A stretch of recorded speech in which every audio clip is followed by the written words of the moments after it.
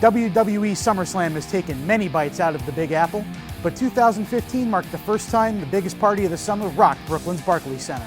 With the 28th edition of SummerSlam now in the books, let's take a subway down memory lane and look back at the top 10 matches in SummerSlam history. The Intercontinental Championship ladder match between The Rock and Triple H at SummerSlam 1998 wasn't the main event, but it cemented both superstars as future greats. It was the final salvo in an epic war between D-Generation X and the Nation of Domination, and after nearly 25 minutes of intense action, a low blow from China dropped The Rock like a stone and allowed Triple H to retrieve the gold hanging high above Madison Square Garden. After an epic triangle ladder match at WrestleMania 2000, the storied war between the Dudley Boys, the Hardy Boys, and Edge and Christian over the WWE Tag Team Championship escalated a notch 6 months later at SummerSlam. Then Commissioner Mick Foley decided to include each team's weapon of choice in a three-way rematch for the gold, but in the Hardys' backyard of Raleigh, North Carolina, it was everyone's favorite blonde Canadian duo who were able to conquer tables and ladders and chairs, oh my, to retain their championship.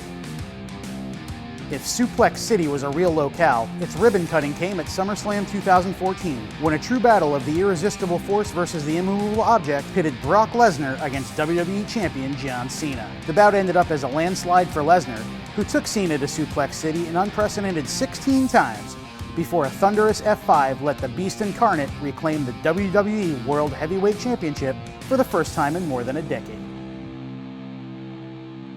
The second ladder match and second Intercontinental title match on our list is also fittingly the second Intercontinental title ladder match between Click Buddies Razor Ramon and Shawn Michaels. Then WWE President Gorilla Monsoon's change of plans for SummerSlam 1995 gave the WWE Universe a rematch made in heaven, one pitting then-champ Michaels against the bad guy in a sequel to their first climb 18 months earlier at WrestleMania 10. Ramon claimed the undisputed title in the first go-round, but Michaels would get his revenge in Pittsburgh, showcasing the steel in the Steel City and eventually ascending a ladder that was quite the worse for wear to retain his gold. A few years later, a back injury suffered by Shawn Michaels was thought to have ended his career, but after 4.5 years on the shelf, the Heartbreak Kid was ready to return, and he did so with an unsanctioned street fight against former best friend Triple H at SummerSlam 2002. The two battled for almost a half hour in what was one of the most vicious contests WWE had ever seen, and while Michaels won the battle in the Nassau Coliseum that night, Triple H won the proverbial war, brutalizing HBK with his sledgehammer after the bout and almost putting him out of commission for the second time.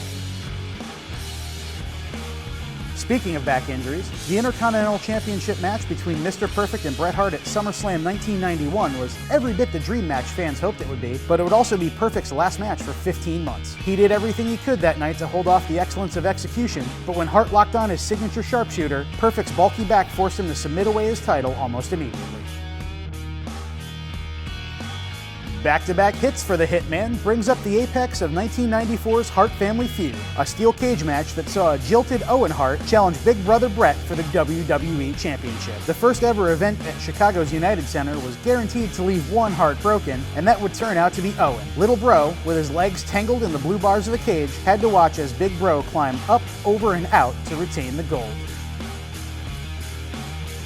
Very few WWE superstars can claim a clean win over John Cena, but that's just what Daniel Bryan got when he challenged the champ for the WWE title at SummerSlam 2013. A 30-minute classic between two of WWE's most popular superstars ever came to an end when Bryan nailed Cena with a flying knee, and after special referee Triple H counted the winning pinfall, Bryan was able to lead his signature yes chant with the title in his hand. However, that yes moment quickly switched to a no, as Triple H attacked Bryan and helped Randy Orton cash in his Money in the Bank contract to end the new champ's first WWE title reign almost as quickly as it began.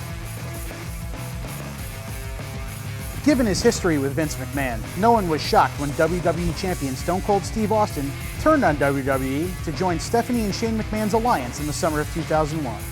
But Kurt Angle, whose expense the turn came at, certainly wasn't going to stand for it. The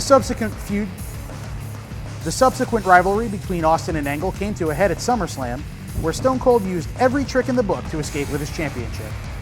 3 WWE referees became casualties of war during the match, and in the end, a fourth arbiter, Alliance associate Nick Patrick, took the liberty of disqualifying the rebellious Austin, giving Angle the victory but making sure to keep the gold firmly around the slimy waist of the Texas Rattlesnake. And finally, London's Wembley Stadium was the site of what we call the best match in SummerSlam history, the 1992 showdown between brothers-in-law Bret Hart and Davey Boy Smith for the Intercontinental Championship. Now, this wasn't a true family feud, as the two were both fan favorites, but for nearly a half hour, the mat-savvy brother and powerhouse husband of Diana Hart Smith battled like they were the bitterest of rivals. When push came to shove, it was technical prowess that reigned supreme, but it reigned for the British Bulldog, who used a smart bit of counter wrestling to hold down Hart and secure the 3 count. Wembley erupted as the hometown hero was awarded what would be his only Intercontinental title, and it got even louder as a dejected Bret showed that blood is thicker than both water and gold by joining Davey and Diana for a celebratory family hug. A great family moment there to cap off our countdown, but if you agree, disagree, think we missed something in our list, feel free to let us know in the comments below.